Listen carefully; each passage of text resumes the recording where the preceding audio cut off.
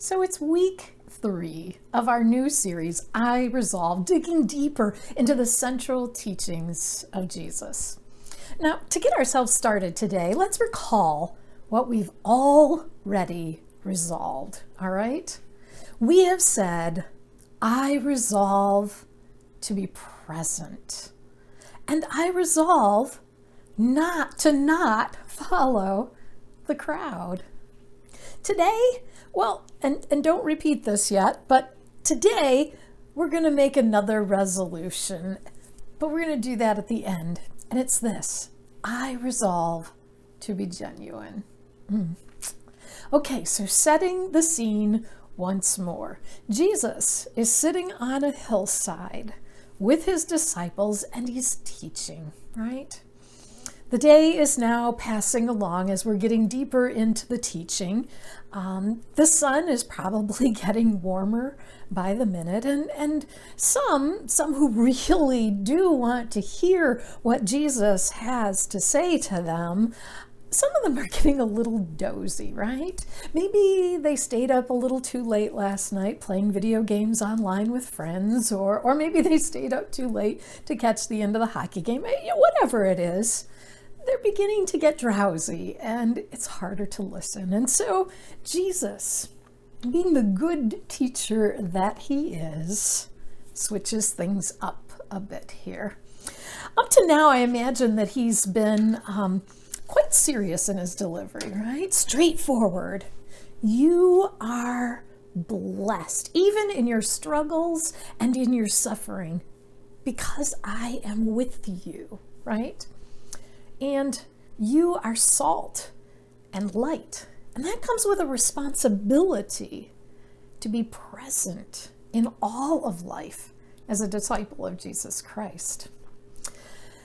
And then to look deeper into the law. At its heart, it's all about relationship, Jesus says. And we're not going to be finished with trying to live into that law until we've all got it right. Now maybe he sees his disciples wilting a little bit, feeling the weight of his words, or maybe it's the session after lunch. Who knows? I used to get tired in those sessions after lunch in college. So humor, hyperbole, right? As I read this next section, keep that in mind, okay? That maybe Jesus is taking a slightly different tact now, okay? So imagine Jesus perhaps saying these things with a small twinkle in his eye, maybe with large hand gestures, and maybe even a little drama in his voice. Perhaps, okay? Perhaps. Listen to what he says to them next. He says, beware of practicing your piety before others in order to be seen. To be seen by them. I lost my place, sorry. For then you have no reward from your Father in heaven. So, whenever you give alms, do not sound a trumpet before you as the hypocrites do in the synagogues and in the streets, so they may be praised by others. Truly, I tell you, they have received their reward. But when you give alms, do not let your left hand know what your right hand is doing, so that your alms may be done in secret. And your Father, who sees in secret, will reward you. And he goes on to say, whenever you pray, do not be like the hypocrites, for they love to stand and pray in the synagogues and at the street corners, so that they may be seen by others. Truly, I tell you, they have received their reward. But whenever you pray, go into your room and shut the door and pray to your Father who is in secret, and your Father who is in secret will reward you. And finally, he says this, and whenever you fast, do not look dismal like the hypocrites, for they disfigure their faces, so that as to show others that they are fasting. Truly, I tell you, they have received their reward. But when you fast, put oil on your head and wash your face, so that your fasting may be seen not by others, but by your Father, who is in secret. And your Father, who sees in secret, will reward you. Sometimes when you need to wake people up, or when you need to say something that maybe is going to strike just a little bit close to home, humor is a good way to get at it. We laugh, but it also gets us to thinking, doesn't it? And that's what I think Jesus was doing here, waking up his disciples, getting them to really think about what he was saying. Humor and teaching in hyperbole. Did you catch it as we were going through? There's no evidence of worship where they worship trumpets were blown when someone in the synagogue or in the streets gave a particularly generous gift to the poor. There's no evidence of that. And you can't keep something from yourself, right? Your left hand and your right hand, it's all connected. Very funny, Jesus. Very funny. I can see the disciples saying that. And contrary to what you might think, there weren't people jumping up in church to pray out loud, or on the street corners for that matter, not any more than they do today. People are people, always have been, always will be. I imagine it was like, it would have been just like the end of one of our group gatherings, right? When I say to the group, so is there anyone that would be willing to pray us out? Anyone? Crickets?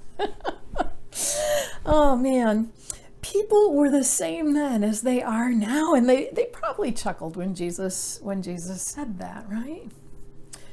And vanity hasn't really changed all that much either. We don't rush to make ourselves look like crap just so that somebody will see that something's up. I mean, there are those people who will evasively post a sigh or something like that on Facebook without giving any details, right? Trolling for concern, but not most of us. Again, the disciples would have probably chuckled, right, at the idea of somebody pompously standing up and praying a long, loud, worthy prayer. Yeah. But then, after they'd had their little chuckle, they would have thought about what Jesus was trying to get at, right?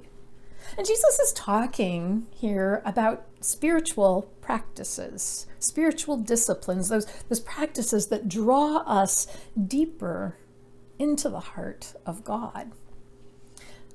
Those practices, though, are meant to be private, right? The things we do they're the things that we do for an audience of one, if you will, not for the attention of the many.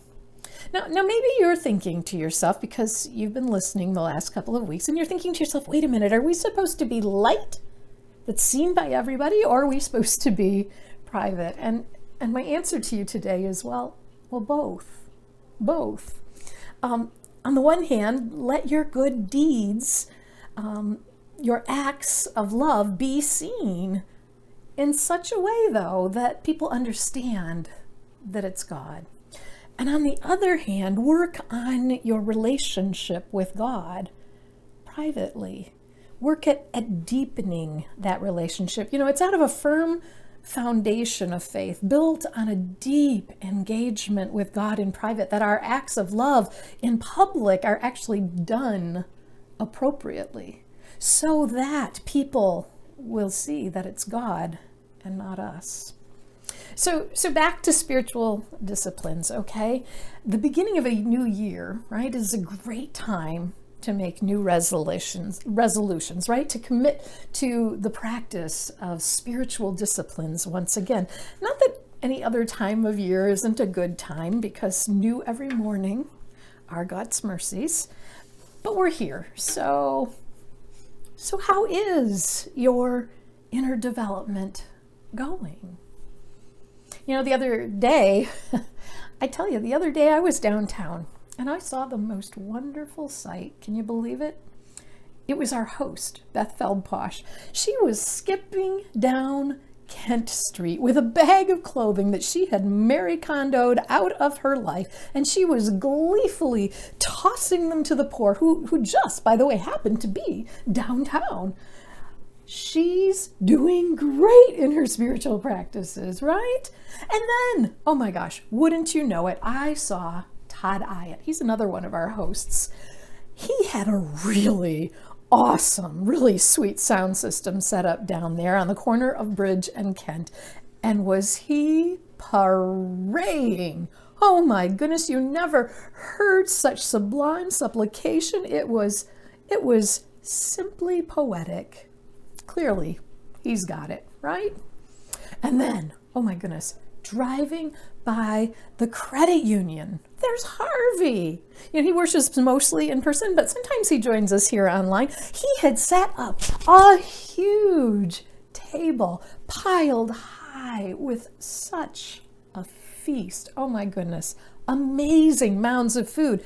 And there he was, rolling around under the table, groaning and wailing about his hunger. It was the most pitifully pious display I have ever seen. Surely the angels took notice of it. And man, don't even get me started on all of you. Oh yeah, saw you too. Okay, well, maybe not so much, right? But really, friends, how is your spiritual walk going with Jesus? When you hear this teaching from Jesus, does it get you to thinking? Does it get you to thinking about the ways that you're trying to draw closer to God, to get his attention? Some questions that we might ask ourselves. When I engage in spiritual practices, am I playing the part of the hypocrite? Hypocrite, Greek word, play acting is what it means, okay? Am I just going through the motions of personal righteousness like an actor on a stage, or am I really seeking God? Who am I trying to impress with it? Hypocrite's a pretty harsh word. I get that. It's been used against the church so many times, right? By those who don't understand that we are sinners too, just trying to be saints, but like everyone else, not perfect. By those who've been hurt, by those who are demanding one way of living and yet living a completely other way. Or by those who have seen believers use their faith as a facade to hide who they really are. We've been called hypocrites, sometimes legitimately and sometimes not. But regardless, we should still take a moment and ask ourselves, am I playing the hypocrite, or am I really genuinely trying to follow Jesus? Another question. Am I devoting the time to opening myself up before God on a regular basis? Confessing all of the things that I can't seem to get right on my own? Letting God into those dark corners so that he can sweep them clean for me? Am I in his word enough to actually hear his voice? Have I taken the time to step back from, to fast from things that are taking my time away from God?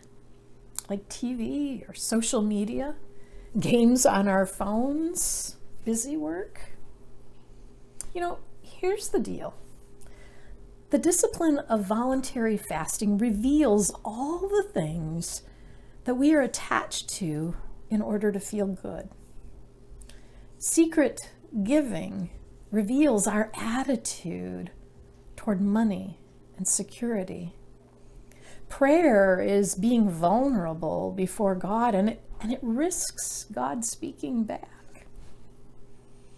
Whatever the external effects of practicing spiritual disciplines, the primary effect is the formative influence that they have on us. That's what it's about. They take us from shallow to deep, right? They empty us out for new capacities. And when we take them up in response to the call of God, they, in a sense, take us up as students, right? And work from the inside out. You know, to get a tan, you lay in the sun, right? And to learn to think, you read and you listen. Well, to grow in grace and the spiritual wisdom of the Christian life, you pay attention to which disciplines the Lord is calling you to at this point in your life. And you do it not for others to see, not for the approval of others, not for likes or cares or wows, but for the only one who matters. I'll say it again, it's like this. For those of you on Facebook, you know, have you ever posted something and nobody responded? Not one like, love, care, haha, wow, whatever, just crickets. Maybe it was a cute picture of your dog or a profound thought or a funny meme, and nothing. Here you are on social media, right? And no one, not one person is being social. Well, it stinks, right? But it's not like that when we practice the spiritual disciplines. Friends, God always sees and God always responds. And our reward, it isn't a simple thumbs up, right? It's a closer, deeper, richer relationship with our Creator. Now that's what I want. How about you? So it's that time again, right? Time to make another resolution. Another resolution in our year of faithful living. And it's this: I resolve to be genuine in my practices of faith, genuine in my seeking, not making a show of it, but quietly and intentionally drawing closer and closer to God through worship, prayer, scripture reading, helping the poor, fasting, journaling, studying, whatever it is that you feel God is calling you to engage in right now. So will you make that resolution? Then repeat after me. I resolve to be genuine. Friends, you said it. And with God's help, may it be true. Amen. Amen.